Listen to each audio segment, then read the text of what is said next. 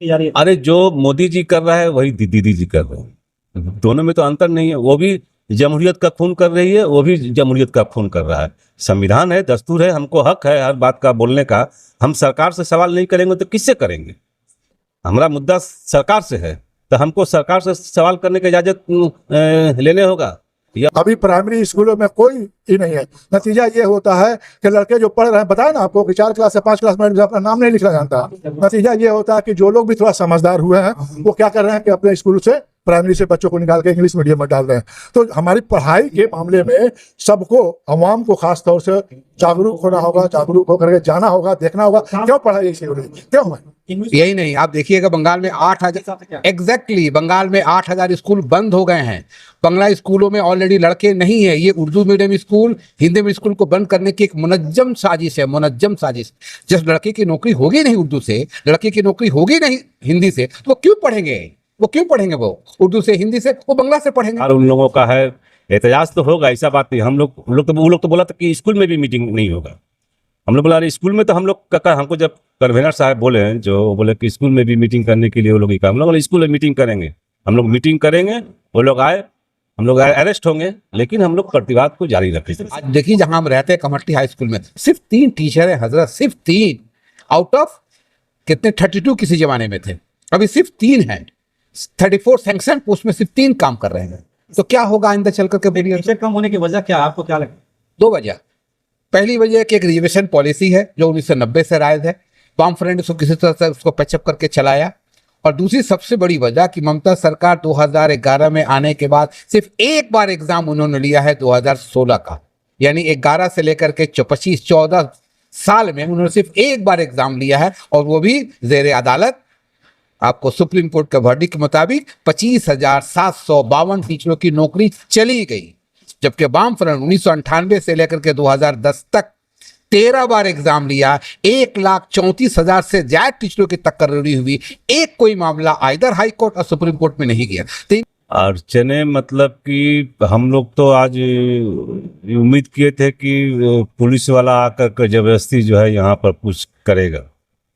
देखिए हम लोग अभी माइक लगा हुआ है, 15 को माइक हम लोग बाहर में लगाए हैं कि ताकि जो लोग नहीं आए कम से कम जो जहाँ है बैठ के अपना सुने। क्या आप लोगों को माइक चलाने की परमिशन नहीं मिली? परमिशन जो है हम लोग 3 दिन पहले इंटीमेशन दे दिए थे थाना को।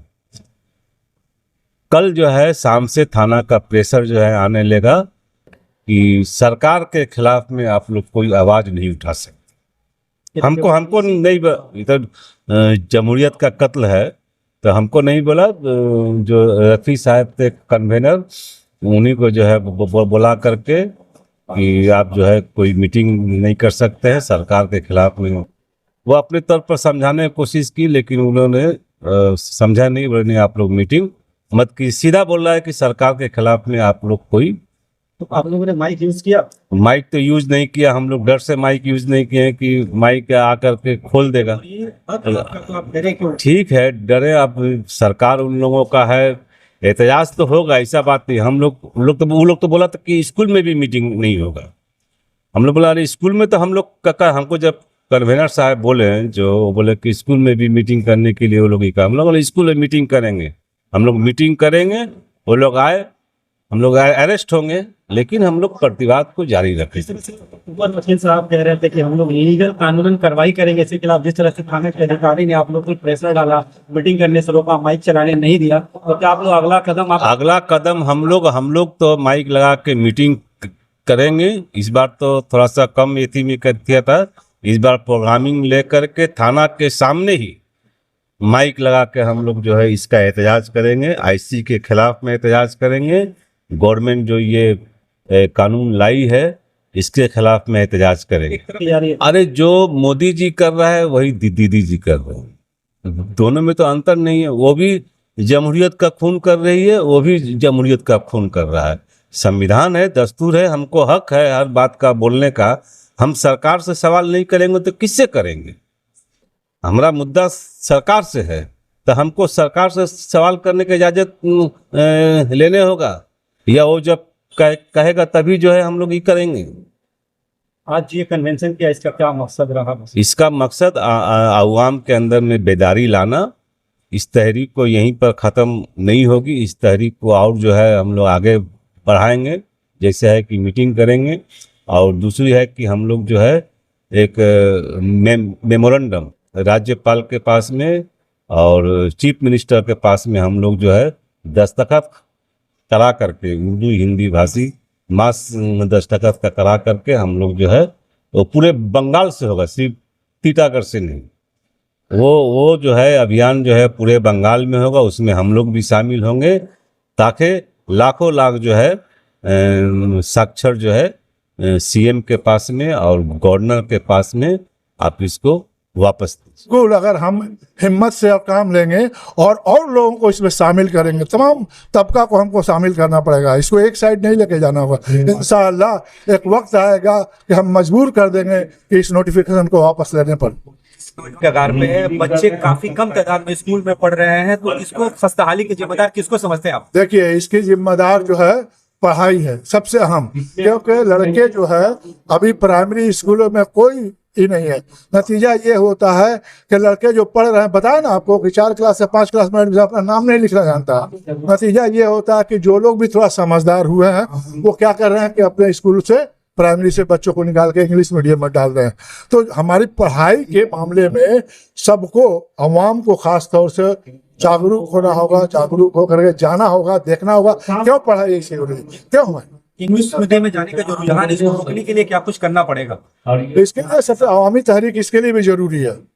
अवामी तहरीक के बगैर कुछ नहीं होगा। आज सब कोई बेहिस हो गया। देखिए, हम आपको बता रहे हैं कि हम लोग जब काम कर रहे थे तो समाज में काम करने वाले लोग बहुत हैं। अभी समाज में कोई काम करने वाला, अभी पार्टी करने वाले बहुत लोग हैं, क्योंकि हर आदमी जो है बेहाल है, नौकरी करने वाला है। नतीजा ये हुआ कि लोग सोचते हैं कि हम पार्टी करेंगे तो हमको कुछ मिल जाएगा, समाज में काम करेंगे तो नहीं। तो हम तो अपने यहाँ पर हाई स्कूल बनाए, मस्जिद बनाए, हम वहाँ पर क्लब बनाए, क्या नहीं बनाया। मौलाना आजाद यूनिवर्सिटी हमारे यहाँ 20 बरस चला है, कंप्यूटर सेंटर चला है हमारे यहाँ। आपको ये दिल्ली से लाए थे और हमारे आने के बाद जब 2012 में इलेक्शन हुआ फिर भी हम जीते। सब जगह लोग हार गए, लेकिन 2012 में भी हमारा कैंडिडेट सब जीता था। और उसके बाद जो है ये ऑर्डर आ गया कि अब वो नहीं होगा तो चले गए हम लोग। तो कंप्यूटर सेंटर भी बंद हो गया और वो जिससे कांकी नारा से लेकर के जो आपको हाजी नगर से लेकर रिसरा से लेकर के 2-2 बच्चों की माओं ने वहाँ से ग्रेजुएट किया, M.Com किया, MA किया। यहाँ जितना टीचर है, हिंदी के बहुत सारे टीचर लोग जो है वहाँ से जो है ना इंग्लिश में MA किए हैं। लोगों को जरा लगता है कि इंग्लिश मीडियम पढ़ने से ही बच्चों के अंदर टैलेंट आएंगे, वही जिंदगी में कामयाब हो पाएंगे, उर्दू मीडियम से पढ़ करके कामयाबी हासिल होगी। तो ये सोच को बदलने के लिए सवाल ये कि हम लोगों ने तो मिसाल दिया था कि हमारे यहाँ से 8-10 लड़के तो खाली WBCS में निकले और इंजीनियर, जज कितने निकले हैं। उस वक्त पढ़ाई अरबी के पढ़ाई के मैार में बहुत किया आ गया। एक देखा था जो उर्दू की बका के लिए लड़ाई लड़ रहे होते हैं, या जो उर्दू की रोटी खा रहे हैं, उन्हीं के बच्चे इंग्लिश मीडियम पढ़ते हैं। तमाम के तमाम जितना टीचर है, किसी एक लड़का उर्दू मीडियम में नहीं पढ़ता है। तमाम के तमाम सब ऐसे लोगों को क्या कहेंगे? अरे ऐसे क्या कहेंगे, उर्दू का रोटी खा करके उर्दू से दुश्मनी कर रहे हैं और क्या कर रहे हैं। हाँ, नौजवान उर्दू है, बैठ करके उर्दू का यहाँ पर यहाँ करते हैं और अपने लड़कों को ले आते हैं। यही तो हाल है। सरकार से क्या मुतालबा है इस मीटिंग के जरिए? सरकार से एक ही मुतालबा है कि जो हमारे साथ नोटिफिकेशन किया गया है इसको आप जल्द से जल्द वापस ले लीजिए और इसको बहाल कीजिए। और इसको अगर करना है तो स्टेप बाय स्टेप कीजिए, तब तक हम लोग अपने बच्चों को तैयार कर सकें। हम लोग उस वक्त तक अपनी तहरीक जारी रखेंगे जब तक के बजरिया नोटिफिकेशन इस बात की तस्दीक नहीं कर दी जाती है कि उर्दू, हिंदी, संथाली को पहले की तरह रख दिया गया है। बहुत पते की बात है। देखिए, 2023 के एग्जाम दिसंबर में होगा, 24 के एग्जाम का नोटिफिकेशन नहीं हुआ और 25 के लिए आपने सिलेबस ऑलरेडी डिस्क्लोज कर दिया। इसका मतलब क्या? इसका मतलब सिर्फ यही है कि आने वाली सरकार समझेगी हम किसी तरह इसको पैचअप करके निकल जाए। यही नहीं, आप देखिएगा बंगाल में 8,000 एग्जैक्टली बंगाल में 8,000 स्कूल बंद हो गए हैं। बंगला स्कूलों में ऑलरेडी लड़के नहीं है। ये Urdu medium school, Hindi medium school को बंद करने की एक मुनज्जम साजिश है, मुनज्जम साजिश। जिस लड़के की नौकरी होगी नहीं उर्दू से, लड़के की नौकरी होगी नहीं हिंदी से, तो वो क्यों पढ़ेंगे? वो उर्दू से, हिंदी से, वो बंगला से पढ़ेंगे। सबसे बड़ा एक सवाल उठ करके आता है आम लोगों का भी, अपोजिशन के लोगों का भी, कि उर्दू मीडियम बंद होने के कगार पे। सबसे बड़ी बात आती है कि जो असातिज़ा कराम है, जो उर्दू की रोटी खाते हैं, उनके ही बच्चे अंग्रेजी मीडियम में पढ़ते देखे जाते हैं। तो इसी मजबूरी के तहत टीचर जरा सा एडवांस सोचता है। इसी मजबूरी के तहत हम तो खैर इसमें चले अभी हैं, लेकिन जो सिलसिला है और उर्दू मीडियम स्कूलों में जो रिजर्वेशन पॉलिसी है, आज देखिए जहां हम रहते हैं कमट्टी हाई स्कूल में सिर्फ 3 टीचर हैं हजरत, सिर्फ 3 आउट ऑफ कितने 32 किसी जमाने में थे, अभी सिर्फ 3 हैं। 34 सैंक्शन पोस्ट में सिर्फ 3 काम कर रहे हैं। तो क्या होगा आइंदा चल करके बोलिए। टीचर कम होने की वजह क्या है, आपको क्या लगता है? 2 वजह। पहली वजह कि एक रिजर्वेशन पॉलिसी है जो 1990 से राइज है, वाम फ्रंट उसको किसी तरह से उसको पैचअप करके चलाया। और दूसरी सबसे बड़ी वजह कि ममता सरकार 2011 में आने के बाद सिर्फ एक बार एग्जाम उन्होंने लिया है 2016 का, यानी 11 से लेकर के 25-14 साल में उन्होंने सिर्फ एक बार एग्जाम लिया है, और वो भी जेर अदालत। आपको सुप्रीम कोर्ट के वर्डिक्ट के मुताबिक 25,752 टीचरों की नौकरी चली गई, जबकि वाम फ्रंट 1998 से लेकर के 2010 तक 13 बार एग्जाम लिया, 1,34,000 से ज्यादा टीचरों की तकर्री हुई, एक कोई मामला आइदर हाई कोर्ट और सुप्रीम कोर्ट में नहीं गया। तो इनकी दोगली पॉलिसी थी, जिसकी वजह से उर्दू मीडियम स्कूलों की हालत बहुत खराब है और आइंदा और खराब से खराब होकर चली जाएगी।